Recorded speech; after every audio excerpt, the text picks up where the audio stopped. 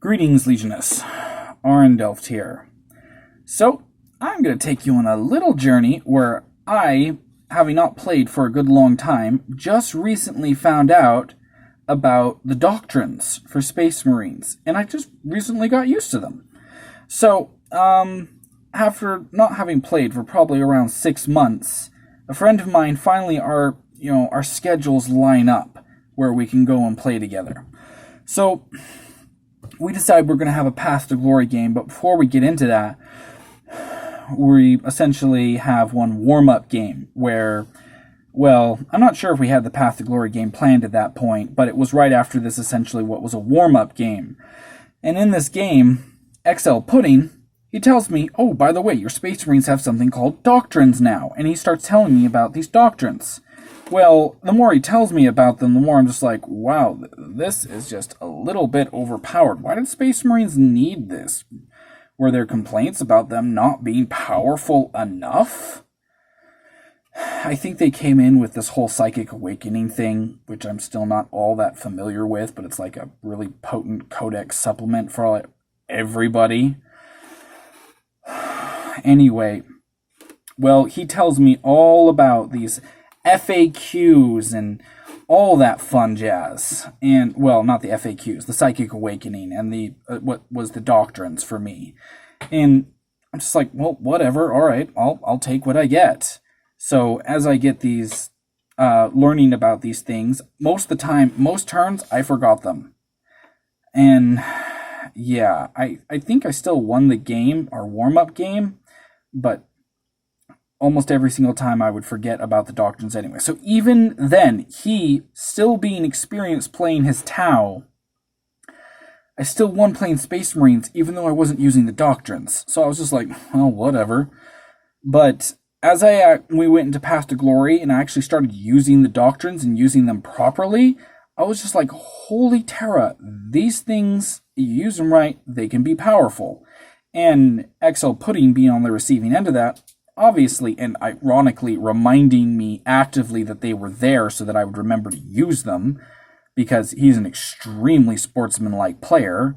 Like, if you are a noob, or if you're someone who's rusty looking to get back into the game, he is your dream opponent. I mean, even if, you're not that, and you forget something and he reminds you, he's still your dream opponent because he's helping you win against him.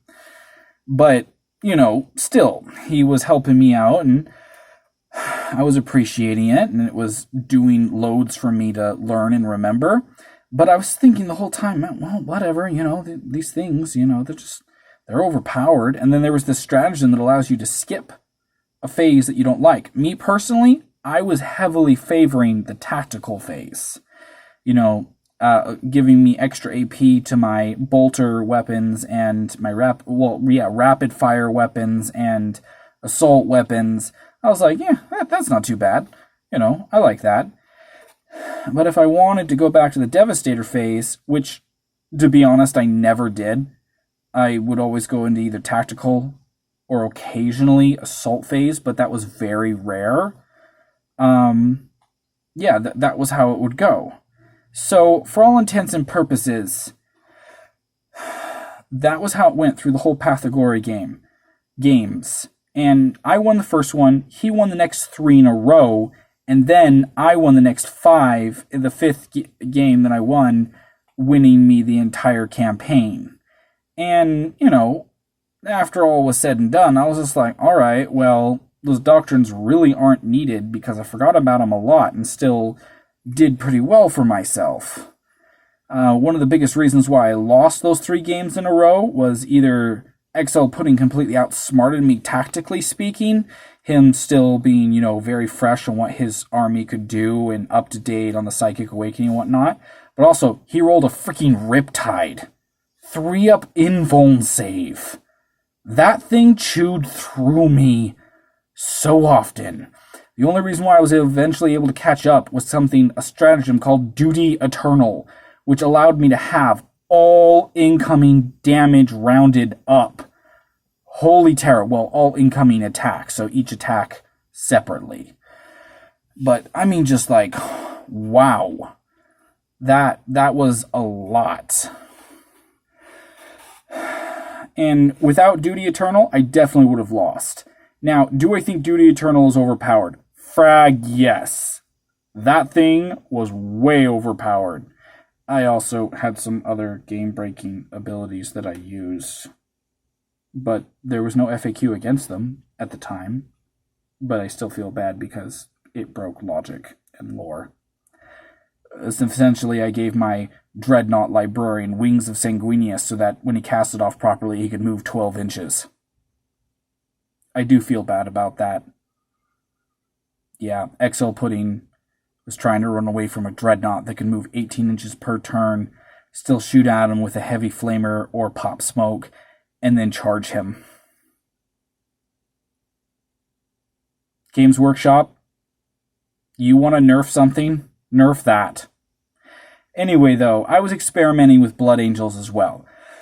And I have to say, they're not my type. Why? Because I don't get into melee that often. And the Dreadnought that I used to get into melee a lot, I felt very bad about. That was wrong. Bad, Arndelft. Bad.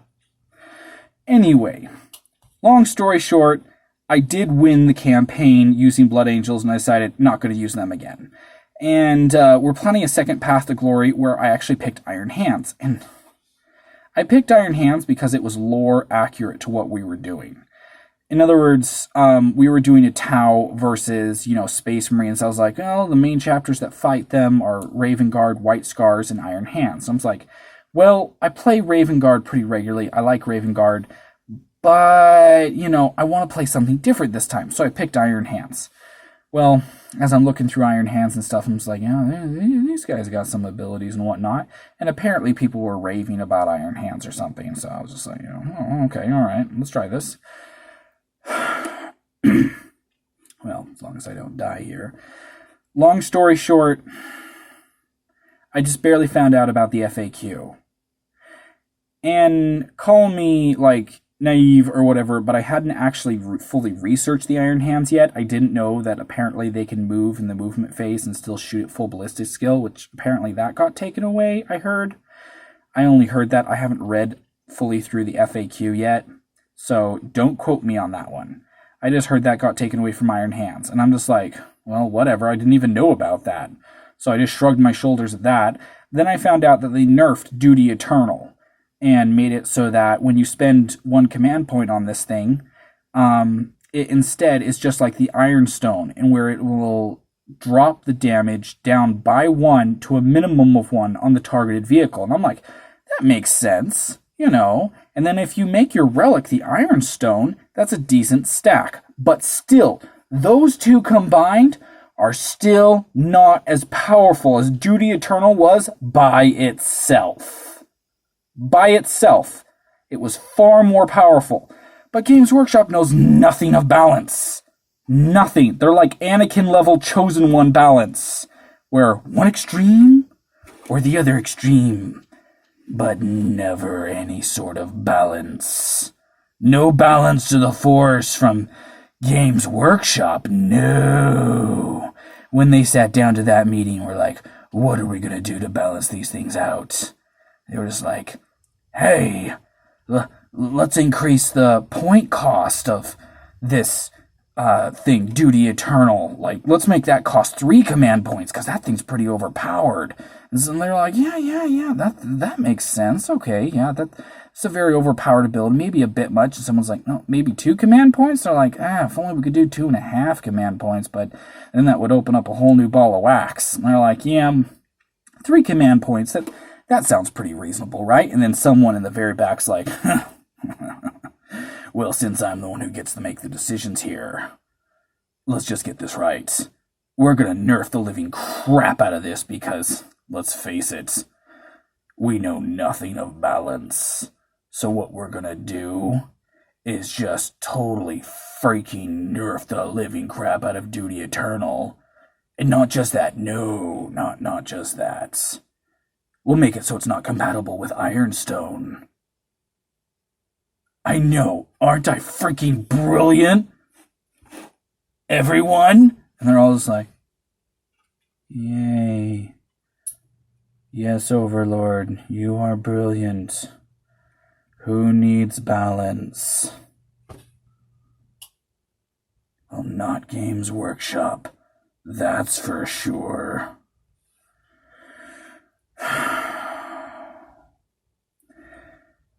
Can you make one balanced decision, Games Workshop? No. Not just one. But can you stick with it too? Can you? Now, since I'm not even big on the doctrines, when I found out that you're being forced to go from the Devastator Doctrine to the Tactical Doctrine, and then you can stick with the Tactical Doctrine for a few turns, and then you're forced to go to the Assault Doctrine, I literally didn't give a crap. Like, inside, I'm just like, well, who cares? Like, that was pretty much the way I played anyway. I never stayed with the Devastator Doctrine for more than one turn, and then I would always switch to the Tactical Doctrine, and I stuck with that for a while, and then sometimes, near the end of the game, I would switch to the Assault Phase. Because, Blood Angels, and at that point I was driving XL Pudding against the wall, and I was trying to, fully pen them up and whatnot. But you gotta remember, I was being randomized in what I was getting, and I happened to get several powerful melee units. If I ever actually build an army, it is generally a decently shooty army. And remember, this is pre-doctrines. In other words, I like to do that before these dang things came out.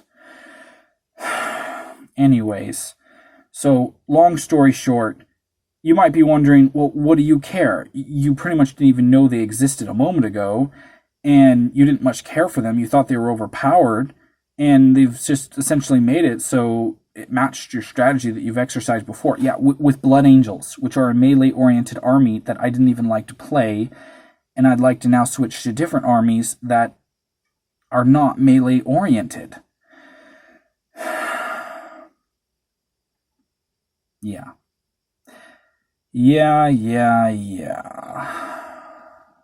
Frustration incarnate.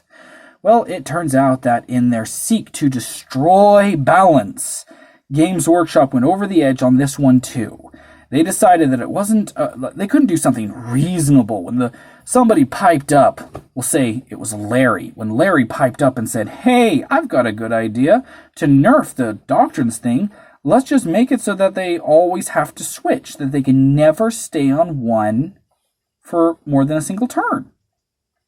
Just they're always forced to switch. And everyone's just like, whoa, yeah, that's actually not too bad of an idea. Let's go with that. And then there was that guy in the back of the room again. And he goes, and everyone gets all real quiet. And he's just like, are you kidding me? No. Here's the real plan. What we're actually going to do is make it so, they can only do the Devastator Doctrine for one turn. Not a big deal, but then they get the Tactical Phase for 2 or 3 turns, and then they're stuck in the Assault Phase permanently because Space Marines have melee weapons. All of them do. And they have a burning, aching desire to use them. Doesn't matter if you're an Ultramarine, a Blood Angel, a Dark Angel, or Raven Guard or Iron Hand. It doesn't matter. You have a burning desire to punch something in the face because you're a Space Marine. So anyone who played Space Marines and liked to shoot, screw you. Shut up. We don't want you. Yeah. Now, once again, there's going to be somebody in the back right now screaming, well, what do you care? You never even liked him. Just ignore the Doctrines. And I'm just like, cool, all right, I'll just ignore the Doctrines. Didn't know they were there before, except now I do know about them. So yes, I feel like I'm playing with one arm tied behind my back just to ignore them. Well, it's like, well, they matched your strategy before. With the melee army, I didn't even like. I would like to try other armies now and just see how that goes. I'm like, well, at this point, they're overpowered, so just accept it the way it is. It's like, no. I do not accept that all armies... Remember, I'm a lore guy, and I get super into the immersion of the game. I love getting immersed in the game. That's what I do. And I know I'm in the minority here. I know 99% of players don't give a well, they give a crap, but they're nowhere near as like immersed in the game as I am when it comes to like caring that the strategies and doctrines and everything that you're using match with the lore of your faction. And if I were a Blood Angel player, like if that was really my favorite faction, I would like apparently probably really love this because like assault phase, yeah.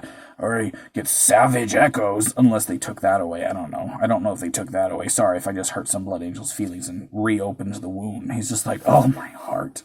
Oh, my heart. Oh. Yeah, I'm sorry if I did that. But assuming that didn't happen, I mean, this would just be pure joy. Apparently, when they first brought out the doctrines, this is what Games Workshop was expecting.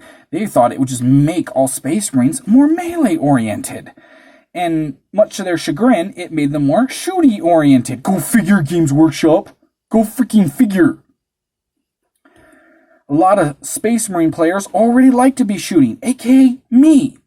And it is completely lore immersive breaking that there's these new doctrines that we have that always force you to go into the assault phase and stay there. And yeah, at that point I can just ignore it and it's just like, whatever. Except that it completely breaks my immersion. I know it's there now. The box has been opened. It's not exactly going away. And it's just frustrating. It is just frustrating. Oh. So frustrating. So, yes, this was me getting very miffed at you, Games Workshop. Very miffed indeed about this whole situation. You know nothing of balance. It's like you completely nerfed Duty Eternal, which I agreed with, but then you make it can't stack with Ironstone, which I just barely discovered was even a thing. But those two being together is not that overpowered, and you do still have to pay a command point for Duty Eternal to negate incoming damage for one single shooting phase. So you're still paying a command point for that, and you have Ironstone. It's just like, and you have to either spend a command point to get it, or it's the relic that you picked. Either way, that's a price you paid for that, and you have to keep whatever guy who's carrying the Ironstone within range of the doggone vehicle, and it's not like that guy's going to be invulnerable. Yes, when the vehicles or anything else is closer than that character, the character cannot be targeted. Games Workshop, that was one of the dumbest decisions you ever made to solve the Death Star problem. There are so many better solutions. I'm not letting go of that one anytime soon.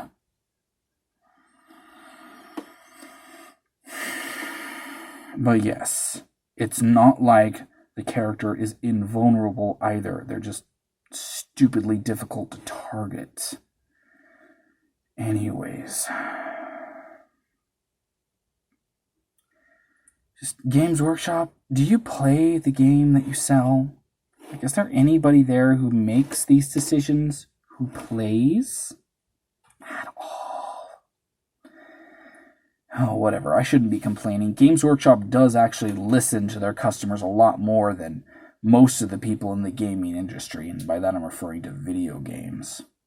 But in any case, this was just me getting a well-needed rant out. I needed to vent about this. I needed to vent through the vent. Okay, this is more of a grill, but, you know, you get what I'm saying. Anyway, though, let me know, people, like, you know, do you agree with what I'm saying? Do you disagree? Or are you just rolling your eyes the whole time going, shut up, you stupid Space Marine player? I'm just like, well, I didn't know Space Marines were that overpowered when I picked them, okay? Oh, I just heard Space Marines. When I looked into them, I found out that they were super soldiers, and I was like, oh, that's so cool. I love super soldiers. And then first time I told another player that I played Space Marines, he turned away from me and said, shut up, don't talk to me. I was just like, oh, well, that's how it's going to be. Okay. In any case, everyone, thank you very much for tuning in. Please let me know what you think down in the comment section below. I'd like to hear from you. And in any case, don't get into too much trouble, or do. It's always up to you. Toodles.